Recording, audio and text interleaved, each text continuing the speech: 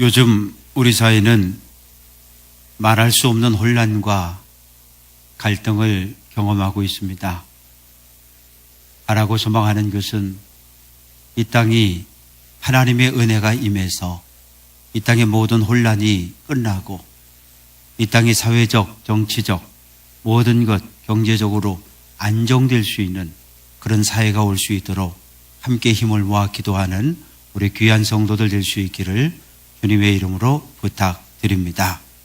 오늘 말씀을 듣는 성도들의 마음 속에 하나님께서 말씀의 은혜를 주시고 말씀이 성도들의 마음밭에 떨어져 30배, 60배, 100배의 놀라운 결실을 나타낼 수 있는 은혜의 시간 될 수 있기를 주님의 이름으로 축원합니다. 이사야 선지자는 주전 741년에 선지자로 부름을 받아서 50년 동안 사역을 했습니다. 그런데 선지자로 부름받던 그 해에 우시야 왕이 죽었어요. 왕은 하나님이 이 땅에 세워주신 대린자인데 왕이 죽다니 이제 우리는 어떻게 한단 말인가? 백성들은 두려움과 공포에 빠져듭니다. 이때 이사야는 외칩니다. 여러분, 인생을 의지하지 마십시오. 왕은 죽었지만 왕을 세워주신 하나님은 여전히 살아 계십니다.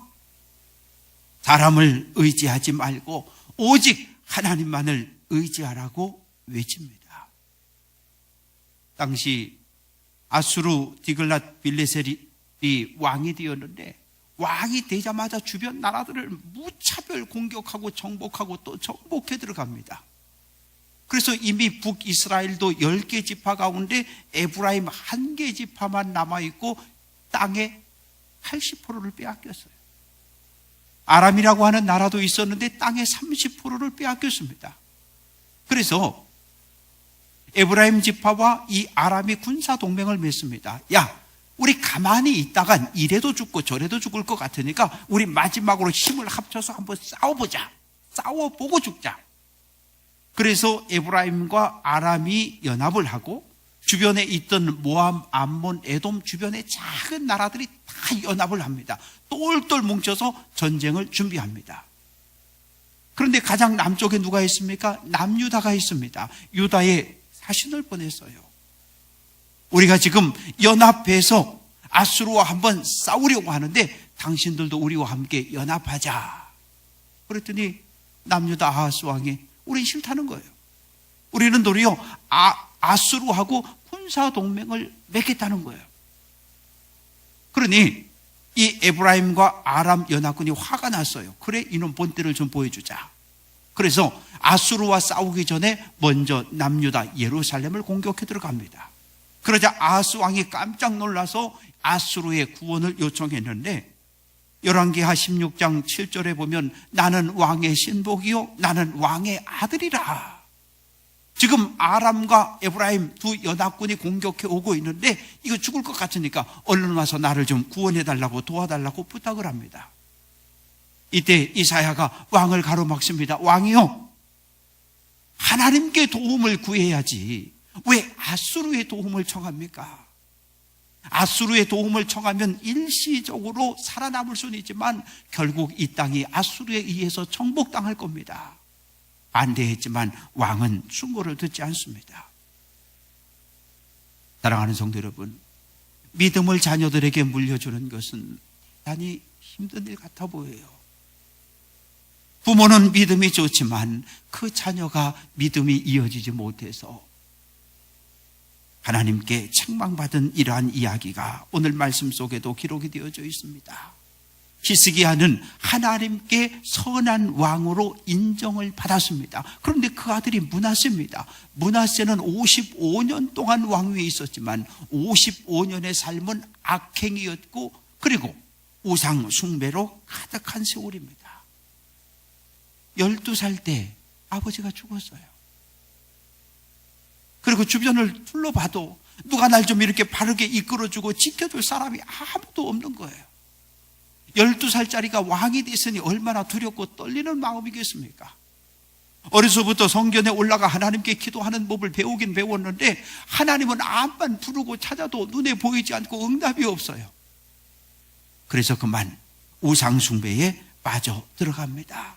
눈에 보이는 바알 아세라를 예루살렘 성전에 세워놓고 이 성전 마당에다가 단을 쌓고 하늘의 1월 성신을 숭배하기 시작합니다. 예루살렘 성전 안으로 무당과 박수를 다 끌어들였어요. 하나님은 경고하셨습니다. 너희가 나를 버리고 우상을 숭배하면 내가 너희에게 심판을 내릴 것이다. 신명기 4장 27절 너희를 여러 민족 중에 흩어버릴 것이다, 이렇게 경고하셨는데 이 므낫세는 하나님의 경고를 듣지 않습니다.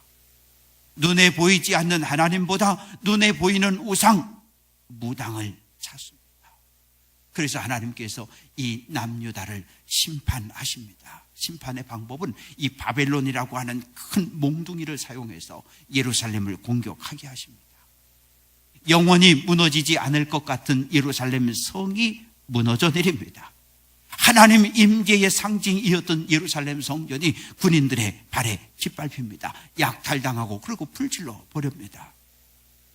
시드기야 왕은 두 눈이 뽑힌 채 쇠사슬에 묶여 포로로 끌려갔고 수많은 왕족과 귀족들, 제사장, 레위인, 수를 세할 수 없는 많은 백성들이 노예로 끌려가기 시작합니다. 아브라함과 이삭과 야곱을 통해 하나님께서 약속해 주신 땅, 영원히 살아야 할 이 기업에서 쫓겨남을 당했어요. 바벨론 여러 강변에 흩어져 집단 수용이 되었는데 이 바벨론 포로 정책 중에 하나는 가족들을 전부 찢어놓는 겁니다. 가족의 생사도 알지 못한 채 한숨과 탄식, 통곡과 눈물로 날들을 보냅니다. 나라는 망했습니다. 하나님을 예비하던 예루살렘 성전은 불타버렸고 율법은 사라졌고 백성들은 조상들의 죄값, 그리고 우리 자신들이 우상 숭배했던 그 죄값을 받는다는 사실을 깨닫지를 못했습니다. 그러나 그럼에도 불구하고 하나님의 은혜가 바벨론 땅에 포로로 잡혀있던 남은 자들에게 임했습니다. 갈라디아서 4장 4절 때가 참에 하나님이 때가 찼다는 거예요. 하나님이 정한 때가 찼다는 거예요. 포로 생활이 끝났다는 거예요. 이사야 40장 2절 그 노역의 때가 끝났다. 그 노역의 때란 포로 70년 생활을 이야기합니다. 판사가 재판정에서 이용호 징역 7년 그러면 그날로 교도소 가는 겁니다. 그래서 그날부터 날수를 세서 7년을 감옥에 갇혀 있는 겁니다. 감옥에 갇혀 있는 동안에 그래 내가 죄인이지, 내가 잘못했어, 나 같은 놈은 이런 7년형을 받아도 싸, 회개하며 눈물로 가슴을 치고 통곡하며 새로운 사람으로 거듭날 수도 있습니다. 그러나 반대로 분노를 키우며 살 수도 있어요. 이 나쁜 놈들, 나에게 내가 뭘 그렇게 잘못했다고 날 7년 징역을 살려? 나가기만 해봐라, 내가 가만두지 않겠다. 분노를 키우며 7년을 지낼 수도 있습니다.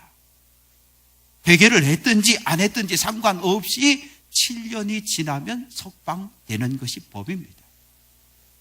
하나님은 70년 고난과 포로 생활을 통해 이 백성들이 죄를 뉘우치고 새 사람으로 변화되기를 원했어요. 변화되어 하나님의 백성으로 거듭나기를 바라고 소망했지만 백성들은 회개하지 않습니다. 그러나 때가 찼기 때문에 돌아오는 겁니다. 시편 126편은 포로에서 벗어나 예루살렘으로 돌아오는 백성들의 기쁨을 노래합니다. 주전 538년 스룹바벨 제사장을 중심으로 5만여 명이 걷기 시작합니다. 돌아오는 사람들의 마음은 어떠했을까요? 꿈꾸는 것 같았습니다. 70년 바벨론 생활 생각하면 고통, 눈물, 억압이지만 하나님이 행하신 이 놀라운 일들에 감격하며 감동했어요. 5만 명이 무리지어 걸어가는 그 모습을 보며 주변 여러 나라, 여러 민족에서 야, 이스라엘의 하나님이 큰 일을 행했다고 입을 모아 영광을 돌립니다. 그때의 감격과 기쁨을 시편 126편 2절은 그때에 우리 입에는 웃음이 가득하고 우리 혀에는 찬양이 찼었도다 라고 말합니다. 살아생전에 집에는 고향에는 못 갈 줄 알았는데, 그냥 바벨론 이 땅에서 죽을 줄만 알았는데, 돌아오는 행렬 속에 머리가 희끗희끗한 노인들이 유난히 많았습니다. 산 넘어 산이라는 말 들어보셨지요? 예루살렘으로 돌아오는 길은 대단히 험하고 멀었습니다. 그래도 포로로 끌려갈 때는 양쪽에서 바벨론 군대가 하나 둘 하면서 지켜줬어요. 그런데 직선거리 800km, 이 믿음의 조상 아브라함이 걸었던 이 길을 따라 하란까지 걸어갔고, 그리고 거기에서 똑바로 남쪽으로 가나안으로 내려왔습니다. 지켜주는 사람이 없어요. 스스로 무장을 하고 스스로를 지키며 그렇게 길을 걸어야 했습니다. 4개월을 걸어 예루살렘에 도착했어요. 힘들었지만 얼굴엔 웃음이 가득했고 입에는 찬양이 흐릅니다. 성전에 올라가서 하나님을 찬양하고 하나님을 예배할 꿈을 꾸며 예루살렘에 도착했습니다. 70년 만에 돌아온 예루살렘의 광경은 참혹했어요. 바벨론 군대는 이 성에 다시는 사람이 살지 못하도록 성벽을 다 헐어버렸습니다. 화려하고 웅장했던 모습은 다 사라졌고 잡초와 가시덤불만 무성하게 자라고 있어요. 자, 우리 성전을 건축하자. 성전을 건축하고 하나님을 예배하자 마음 먹었지만 눈에 보이는 현실은 삶의 신앙의 우선순위를 바꾸어버렸습니다. 성전 건축을 시작했는데 사마리아 사람들이 반대합니다. 성전 건축이 멈추었어요. 한 달, 두 달, 1년, 2년 지나가며 뜨거운 열정들이 식어져 버립니다. 에이, 성전 건축하는 것보다 우리가 살 집이 우선이지, 예배를 드리는 것보다 먹고 살 땅을 개간하는 것이 우선이지. 하나님의 은혜를 잃어버렸어요. 그래서 하나님께서 그 땅에 가뭄을 보내십니다. 비가 멈추었고 이슬마저 내리지 않습니다. 열심히 씨를 뿌리고 수고했지만 아무것도 거둘 수 없었어요. 사랑하는 성도 여러분, 때로 우리가 인생길 걸어가다 보면 인생의 가장 밑바닥, 악월골짝 같은 계곡을 걸어가는 그날이 있습니다. 그러나 어떠한 순간에도 하나님을 예배하는 우선순위는 바뀌어서는 안 됩니다. 하나님 중심의 삶을 사시기를 주님의 이름으로 축원합니다. 예배 중심, 교회 중심의 삶을 살아가시기를 주님의 이름으로 축원합니다. 백성들은 통곡하고 탄식했지만 선지자는 기도합니다. 하나님의 응답이 임했는데 그것이 이사야 65장입니다. 너희 조상들은 우상을 숭배했고 죄를 지었기 때문에 하나님의 심판을 받을 수밖에 없었다. 내가 너희들에게 경고한다. 너희도 우상을 숭배하고 율법을 어기면 너희도 심판을 받을 것이다. 그러나 오늘 힘들고 어렵지만 내가 너희를 위해 준비한 새하늘과 새 땅에 있으니 너희는 소망을 갖고 견디라고 하나님은 말씀하십니다. 눈에 보여진 현실은 비참하고 절망하고 낙심할 수밖에 없지만 눈을 들어 새하늘과 새 땅을 바라보라고 말씀하십니다. 시편 85편 4절, 우리 구원의 하나님이여 우리를 돌이키시고 우리를 향하신 주의 분노를 거두소서라고 기도합니다. 백성들은 땅바닥에 주저앉아 가슴을 치며 통곡합니다. 70년 포로 사는 동안에 이제 직장도 잡았고 넉넉하게 살고 아이들 대학도 보내고 바벨론 생활에 다 적응이 되었는데 예루살렘으로 가라 그래서 예루살렘으로 가자 그래서 땅 팔고 집 팔고 모든 거 직장 다 사표내고 예루살렘에 돌아왔는데 이게 뭐야? 여기서 어떻게 살아? 뭐 먹고 살아? 땅을 치며 통곡합니다. 절망과 좌절, 낙심과 고난 속에 부르짖습니다. 그때 하나님께서 선지자에게 주신 말씀입니다. 보라, 내가 새 하늘과 새 땅을 창조한다 말씀하십니다. 바벨론 70년 포로 생활에서 해방된 곳이 새하늘과 새 땅입니다. 무너진 예루살렘 성이 다시 건축되어지고 불타버린 예루살렘 성전이 다시 회복되는 것, 이것이 새하늘과 새 땅이라고 말합니다. 잡초, 무성한 이 땅에 다시 사람들의 웃음소리와 기쁨과 즐거움이 넘치게 하겠다고 약속을 하십니다. 노인들은 가만히 앉아 70년 전을 회상합니다. 아주 어렸을 때 기억이죠. 예루살렘이 무너지던 그날을 생각해 봅니다. 바벨론 군대의 함성소리, 말발굽소리, 여기저기서 비명과 통곡소리 가득한 날, 백성들은 죽음에 대한 두려움과 공포로 떨었고 포로로 끌려가는 사람들은 눈물을 흘리며 끌려갑니다. 그런데 이 땅에 다시 기쁨과 즐거움이 가득하게 하겠다. 다시는 이 예루살렘에 슬픔과 울부짖음과 통곡이 없게 하겠다고 약속하십니다. 하나님 능하신 손으로 보호하시고 지켜주실 것을 약속해 주십니다. 하나님이 다스리는 땅, 새하늘과 새 땅에 죽음이 없다고 말씀하십니다. 100세에 죽는 자 없다고 말씀하십니다. 어린아이 죽지 않는다 말씀하십니다. 이 100이라고 하는 숫자는 완전수입니다. 영생을, 영원함을 이야기하는 완전한 숫자입니다. 사도 요한이 새하늘과 새 땅을 보았습니다. 요한계시록 21장 4절, 다시는 사망이 없고 애통하는 것, 곡하는 것, 아픈 것 없는 것, 그것이 바로 새하늘과 새 땅입니다. 제사함을 받아 구원받은 성도들, 하나님이 통치하는 하나님의 나라에서는 사망이 없습니다. 그러나 우리는 이 땅에 있는 동안 날마다 새로운 생명이 태어나기도 하지만 날마다 함께 예배했던 사랑하는 교우들이 하나 둘 주님 품에 안기는 모습을 우리는 경험을 했습니다. 원치 않는 질병, 원치 않는 사고로 인해 우리 곁을 떠나가는 성도들을 우리는 울며 하나님의 품에 보냈습니다. 그러나 하나님의 나라에서 다시는 죽음도 눈물도 고통도 아픔도 없다고 말씀하십니다. 내가 택한 자가 그 손으로 일한 것을 길이 누리리라. 땀 흘려 씨를 뿌렸습니다. 뿌리는 것, 이건 우리의 역할입니다. 자라고 열매 맺는 것, 하나님의 일입니다.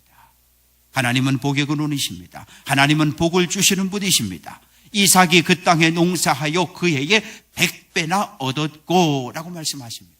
100배를 얻었어요. 그런데 하나님의 복을 주심으로 라고 말씀하십니다. 사랑하는 성도 여러분, 하나님은 복의 근원입니다. 하나님은 축복의 통로입니다. 하나님과의 관계가 깨지고 끊어지고 우선순위가 바뀌었을 때 땅은 열매를 내지 않았지만 하나님과의 관계가 회복되어진 새하늘과 새 땅에서는 풍요로운 삶을 누릴 것을 약속해 주십니다. 오늘 우리 사회를 보십시다. 하나님의 공의, 하나님의 정의가 무너져 버렸어요. 오늘 이 땅의 최고의 가치는 무엇입니까? 재물입니다. 돈입니다. 만몬신을 섬기고 살아갑니다.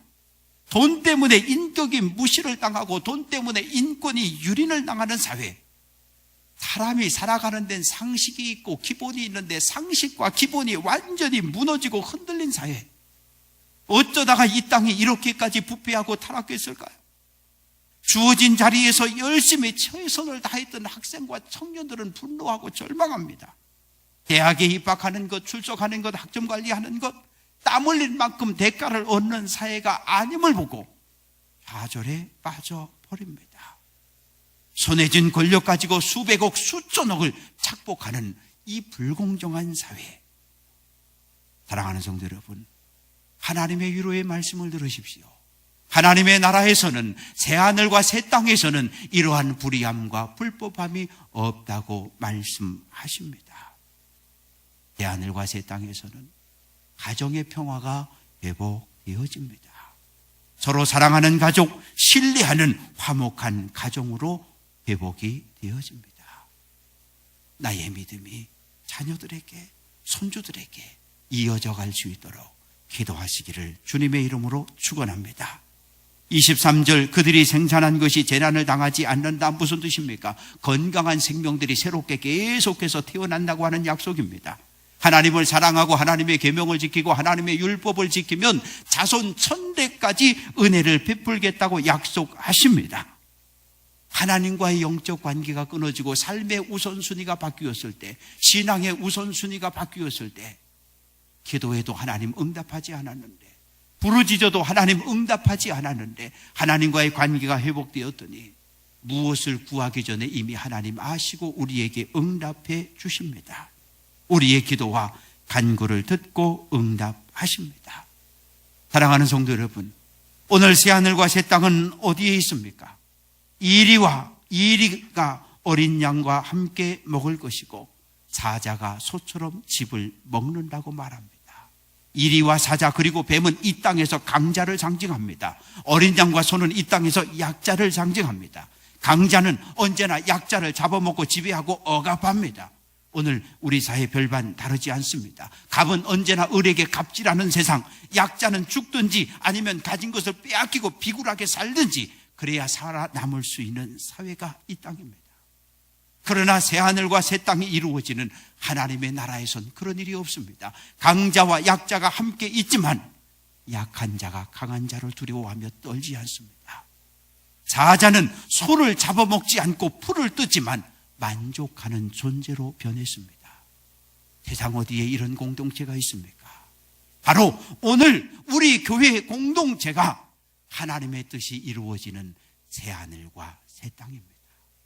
새하늘과 새 땅은 오늘 이 땅에 세워진 교회 공동체를 통해 이루어졌습니다. 갈라디아서 3장 28절. 유대인이나 헬라인이나 종이나 자유인이나 남자나 여자나 다 그리스도 예수 안에서 하나다라고 말씀하십니다. 말도 안 되는 공동체, 말도 안 되는 공동체가 바로 교회 공동체입니다. 이방인이 헬라인을, 유대인이 이방인을, 유대인이 헬라인을 사람 취급이나 합니까? 사람 취급도 안 합니다. 인사도 안 하지요. 밥도 안 먹죠. 함께 걷지도 않죠. 말도 안 하지요. 사람 취급도 하지 않습니다. 그런데 유대인과 이방인이, 유대인과 헬라인이 한 자리에 모여 하나님을 예배하는 공동체.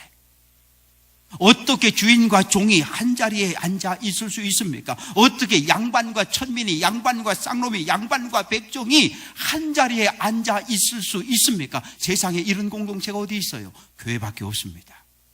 교회는 강자와 약자가 함께 하나님을 예배하는 공동체입니다.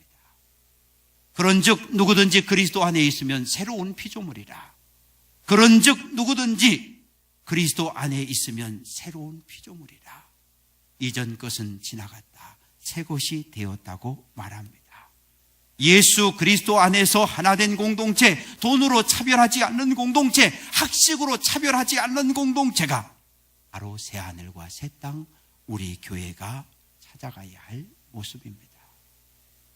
사랑하는 성도 여러분, 하나님의 은혜로 이 땅에 우리 사회가 새로워지기를 위해 기도하시기를 바랍니다. 오늘 우리의 눈에 보이는 현실은 우리를 좌절하게 하고 절망하고 고통 속에 집어넣지만 하나님이 약속한 새하늘과 새 땅을 바라보는 성도 되시기를 주님의 이름으로 축원합니다.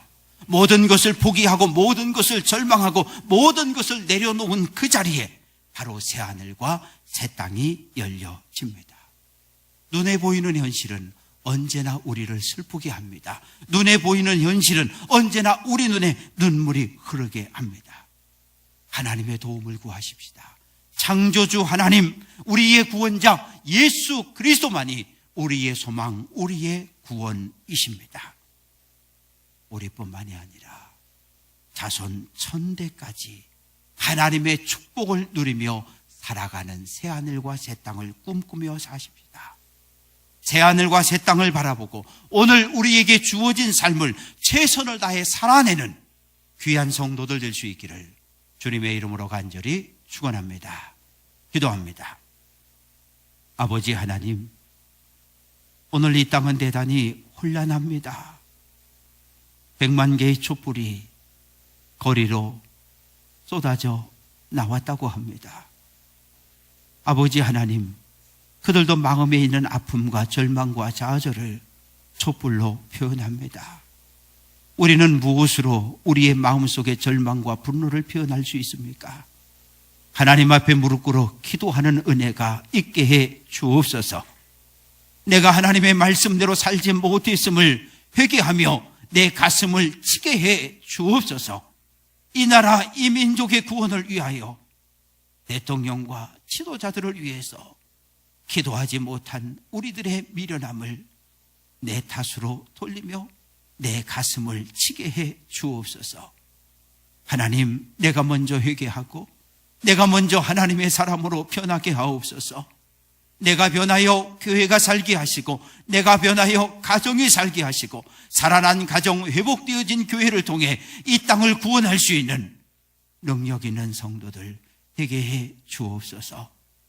하나님, 이 땅의 현실을 바라보며 절망하지 말게 하시고 하나님 약속하신 새하늘 새 땅을 바라보며 오늘 이 힘든 시기를 보내게 해 주옵소서. 주여, 이 땅의 자비를 베풀어 주옵소서. 주여, 이 땅에 사랑하는 성도들을 축복해 주옵소서. 예수 그리스도의 이름으로 기도합니다. 아멘.